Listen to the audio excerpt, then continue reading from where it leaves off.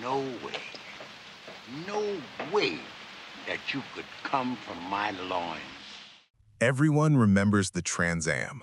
Black and gold, screaming chicken on the hood, Burt Reynolds behind the wheel.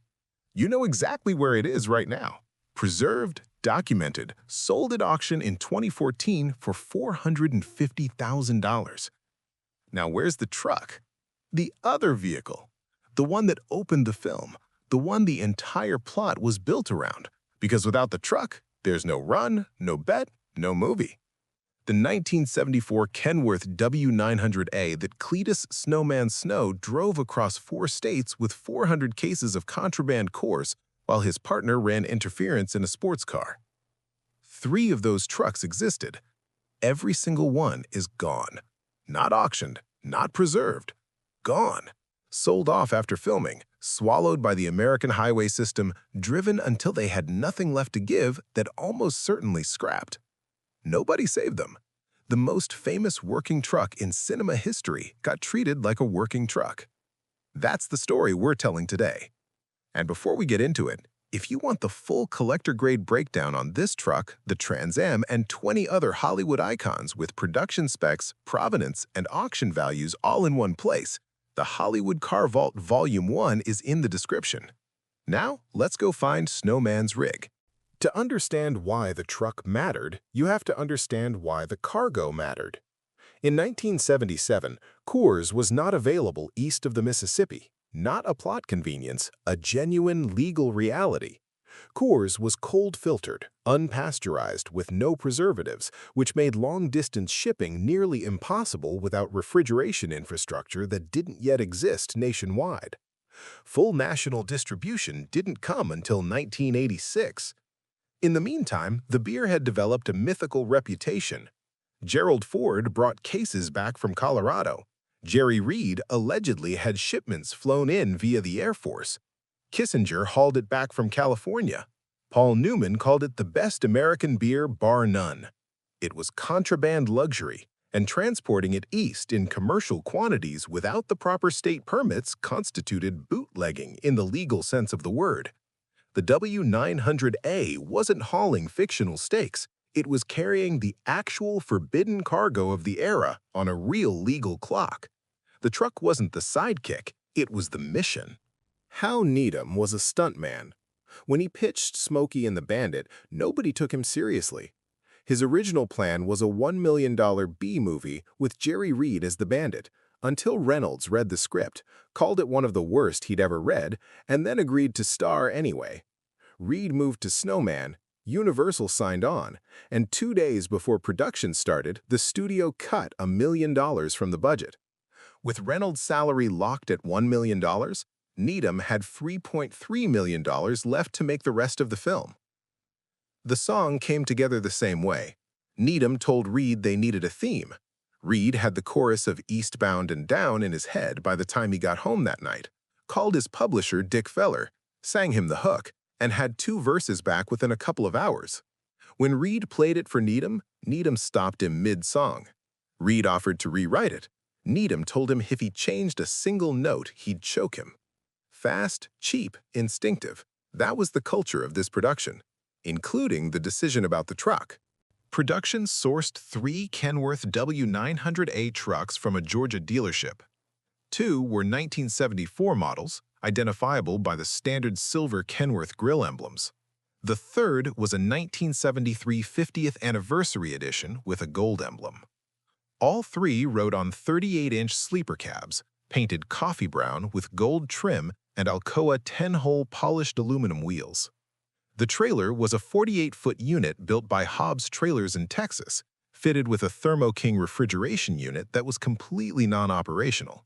No fuel tank on the underside, never running. What made it iconic was the hand-painted stagecoach mural on both sides, an armed outlaw on horseback robbing a stage, a truck on an illegal smuggling run with a painting of an outlaw robbery on its flanks. The primary truck ran a Detroit Diesel 8V71, a 2-stroke unit with a distinctive high-pitched whine.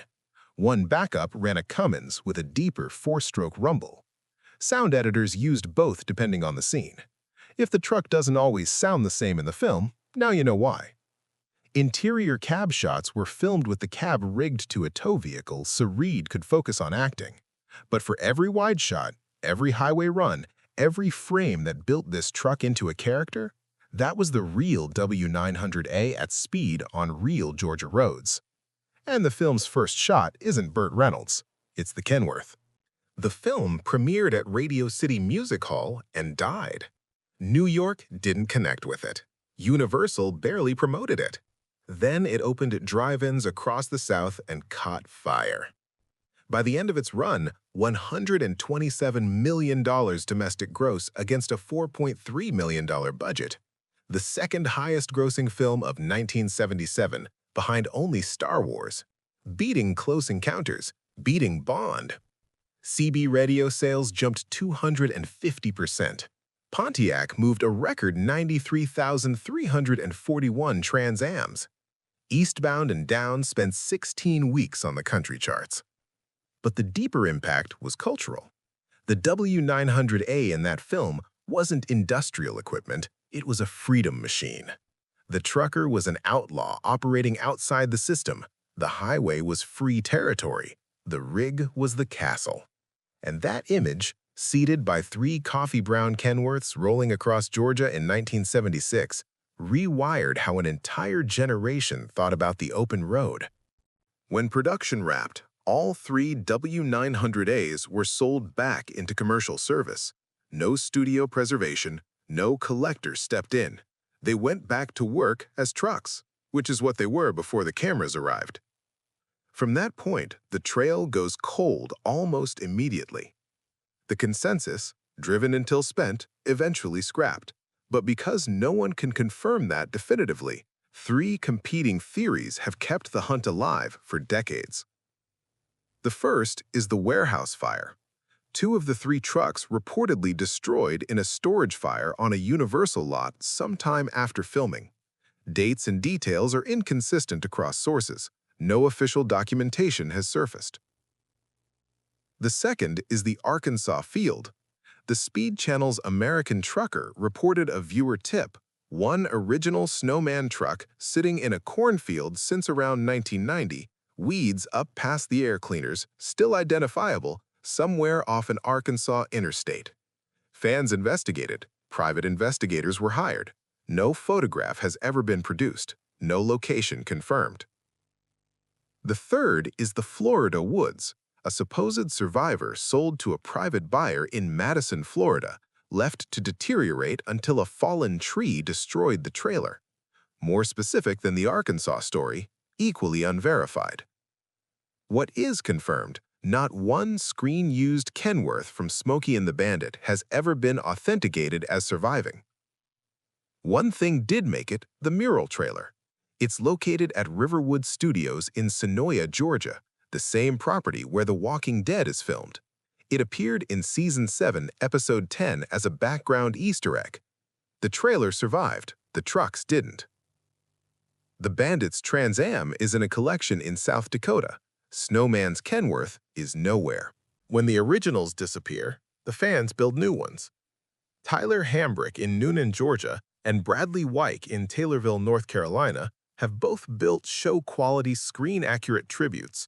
Correct paint, correct mural, correct wheels, correct period detailing. A solid W900A foundation runs $40,000 to $80,000 on today's market. A fully built screen-accurate tribute can exceed $100,000. Hollywood sold the originals back into service for used truck money. Fans have since spent 6 figures recreating what was thrown away. The most documented of these builds belongs to Mark at Twin Stick Garage. His hashtag Project Snowman, a completed 1979 Kenworth W900A tribute, was built from the ground up with the entire process filmed and posted to YouTube. Every panel, every decision, every coat of coffee brown paint, on camera. The finished truck made its public debut at Edmonton Kenworth's 100th anniversary celebration, parked alongside classics from every decade of the company's history, and made the evening news. The original trucks were sourced from a Georgia dealership for a B-movie nobody believed in and disappeared without a trace. A fan-built tribute showed up at the manufacturer's centennial as a symbol of what the W900A meant to American culture. Hollywood discarded the legacy. The fans carried it. In March 2025, Kenworth announced that production of the W900 model line would conclude in 2026, citing evolving emissions regulations and component constraints. The W900 is the third longest-running mass-market vehicle in U.S. history, behind only the Chevrolet Suburban and the Ford F-Series. 63 years in production. The W900A variant specifically ran from 1965 to 1982. The broader family it spawned ends this year. Kenworth's own statement said it plainly. The W900 is truly historic in that it's helped shape North American trucking culture and tradition as we know it today. The truck that carried the contraband Coors, that turned Jerry Reed into Snowman, that launched 250% CB radio sales and a generation of outlaw trucker mythology. It made the run, got sold off, and vanished. The model line that built it ends the same year you're watching this video. What's left is the film, a mural trailer on a Georgia studio lot, the builds that fans refused to let die. And somewhere, maybe Arkansas, maybe Florida, maybe nowhere at all, the ghost of a coffee-brown Kenworth with weeds past the air cleaners. Eastbound and down, and nobody knows where it went. If you want the Trans Am half of this story, the Smokey and the Bandit 2 GMC General, and 20 more Hollywood icons documented at the same depth, production specs, provenance trails, auction values, collector guidance, that's what the Hollywood Car Vault Volume 1 was built for. 22 vehicles, one illustrated digital magazine, available now on Gumroad. Link in the description. Subscribe if you're new. Drop a comment with which ghost vehicle you want us to chase next. We're building the list, and your suggestions go straight into the research queue. The run doesn't stop here.